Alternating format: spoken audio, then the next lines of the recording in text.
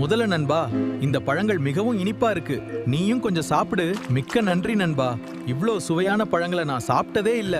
அன்பே, என் குரங்கு நண்பன் கொடுத்த சுவையான நாவல் பழங்களை உனக்காக கொண்டு வந்திருக்கேன். ஆஹா, தினம் இந்த பழங்களை சாப்பிட்ற குரங்கோட சுவையான இதயம் தான் எனக்கு சாப்பிட வேணும். நண்பா, என் மனைவி உனக்கு விருந்து கொடுக்க ஆசைப்படுறா. என் முதுகுல ஏறிக்கோ, என் வீட்டுக்கு கூட்டிட்டு போறேன். நிச்சயமா நண்பா.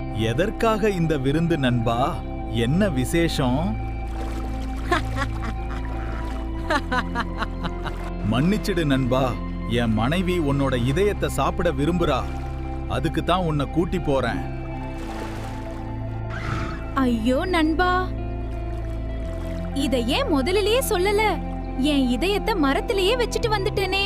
இங்கேயே இரு நண்பா, என் இதயத்தை மரத்திலிருந்து எடுத்துட்டு வந்துடறேன். உன் மனைவி நமக்காக காத்துட்டு இருப்பா.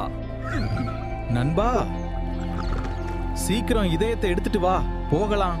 முட்டாள் முதலையே, இதயத்தை யாராவது மரத்துல வைப்பாங்களா? அது எனக்குள்ளதான் இருக்கு. உன் துரோகத்தால நம்ம நட்பு இத்தோட முடிஞ்சது. கதையின் நீதி: எதிர்பார்ப்பும் துரோகமும் இல்லாத நட்பே என்றும் நிலைத்து நிற்கும்.